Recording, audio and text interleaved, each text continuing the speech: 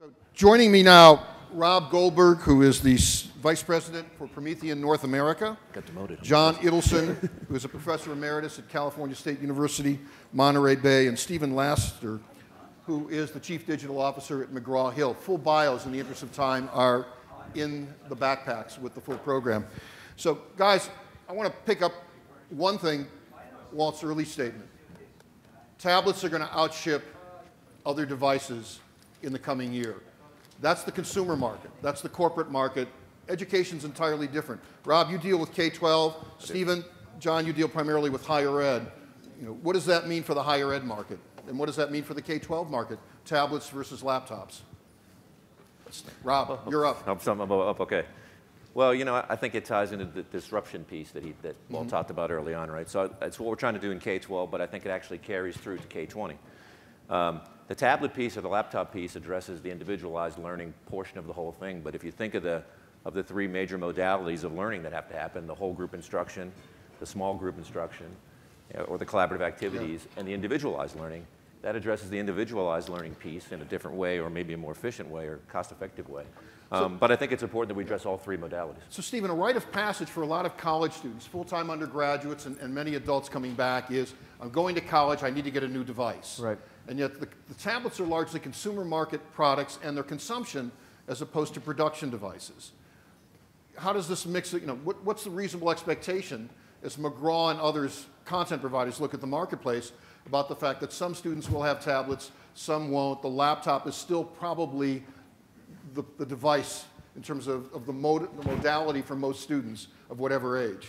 Sure, and I think it's a great challenge for higher ed in particular because, as Walt said, the refresh cycle, and I've been a higher ed CIO, the refresh cycle on campus is 3 years at a progressive institution, 4 or 5 at many other institutions. So that's the one hand. On the other hand, the tablet is a wonderful learning device and unlocks all sorts of new opportunities for peer-to-peer learning, for instructor-to-student learning, and the students are coming with it. And so the issue is, for the tablet, for the desktop, for printed materials, is that we're in a time of transition.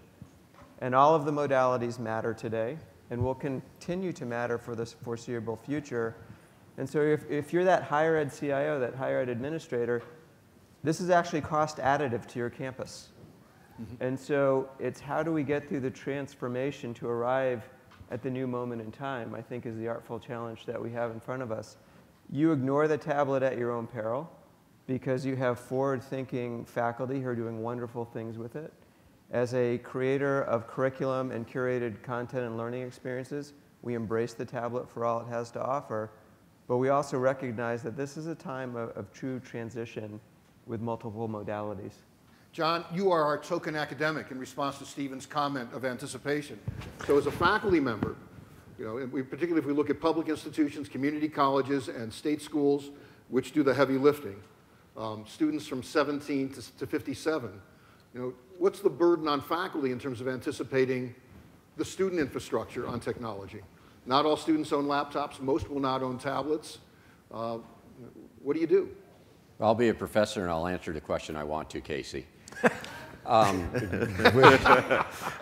I want to follow up with, it's in this vein. Yeah. I've had the opportunity to work with two institutions, the Monterey College of Law and Cal State Teach, which is a teacher credentialing program that just in the last year and a half have both switched to a one-to-one iPad initiative.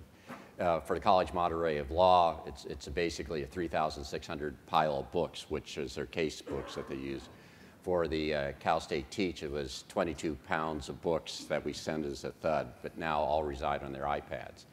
And we found an interesting thing, and particularly in the College of Law, that the students spent more time with their course content material because they had it with them. If you were a night law student and you had your law books at home, you couldn't look at them while you're waiting to pick up your kid after school. You couldn't look at them early in the morning or during your lunch hour. Same thing with our students in Cal State Teach. We provided all 22 books for the whole course curriculum, which was a year and a half, because that you really should span the whole time, but you weren't carrying all of them with you. Now they are carrying all the books with them, so that in any one semester you could refer to all 22 books. So we think that there was about, in the law school, our anecdotal, we're still getting better data, about 50% more content with student contact with their course materials. And for a faculty member, we have the textbook that we select, and there's the textbook that the student buys, and then there's the textbook that the student reads, and that's a curve that keeps going down and down and down. So I think, for me, the choice of what does the tablet do, it's really access and convenience. And in another area, it's affordability. The cost, and I agree with earlier, that should be cheaper, but it is still considerably cheaper. We were able to implement these iPad initiatives without any increase in cost to us, and we know that the vendors who were providing us that content were making a lot more money than they were when they were giving us paper-bound We're going to books. come back to the digital content. We're going to do a lightning round before we get to some questions. A lot of conversation about MOOCs. We're going to have a panel on MOOCs later today. Mossberg mentioned MOOCs. Very quickly, MOOCs, are they substantive or symbolic disruption? Let me start with you, Stephen, because you're on the board of Sloan. You've been a CIO, Chief Digital Officer at McGraw. You sort of at different parts of the elephant. Symbolic or substantive disruption for higher ed? Substantive, absolutely. Substantive? John, symbolic or substantive? I want to change the word from MOOC, meaning massive, to meaningful online. John, stop screwing with my questions. The issue is massive, and education is not a mass experience. It's not, it's not pretzels, it's not bottle of Coke. So you want to make it meaningful I online? want to make it meaningful online, which MOOCs are meaningful online, but there's other meaningful experiences other than mass online open courses. I agree with both versions of the answer. Your background is more K-12. It is. They're primarily higher ed. So I don't know if that's why there's a divide in the couch. Yeah, well, I'm not allowed to sit with them yet. I think some of us have an impression that the conversation about going digital is further advanced in K-12 than higher ed. We hear about one-to-one initiatives where school districts have command and control, school districts doing agreements with publishers for turnkey curricula, 6th grade science, 9th grade general math, 11th grade civics or American history. Is that a fair impression? Is it further along in K-12 than higher ed, or is that just because the press releases are more, we're seeing more press releases about school districts than we are colleges?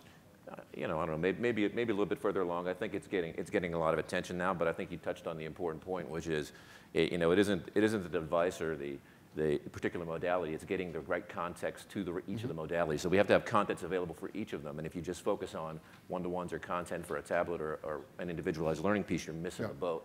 So I think you have to make sure you address it all. But I think it's probably a little bit further Stephen, along. you're a provider. Again, you see both sides of this, further along K-12 or higher ed? So I don't think there's a distinction between the two. I think We're all both behind?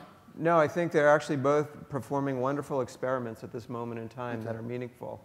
And I agree with the point that it's really about interesting pedagogies that are evolving.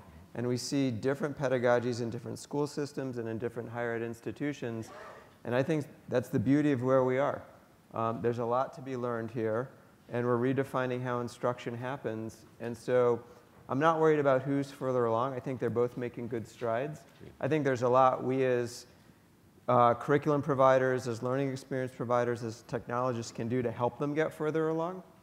I think things like standards, bandwidth, rights management, authorization are all noise that gets in the way of this great work, and we should work together on that. But John, your background is in part teacher ed, Cal Teach, and some of the work you were doing as a faculty member? At Tech, but I think you can't evade my question this time. As you think about the training the teachers are getting, as opposed to the sort of the skills or training that professors need, K-12 versus higher ed, who's ahead? Who's getting better training with these tools? I think it's not an issue of who's getting better training. I think it's a matter of it's a change that has to be systemic. Okay. And you can't just, they used to talk about shovelware, where you would take one product and shovel it over to the new technology. And you can't do that. And so it's how do you change the behaviors of faculty?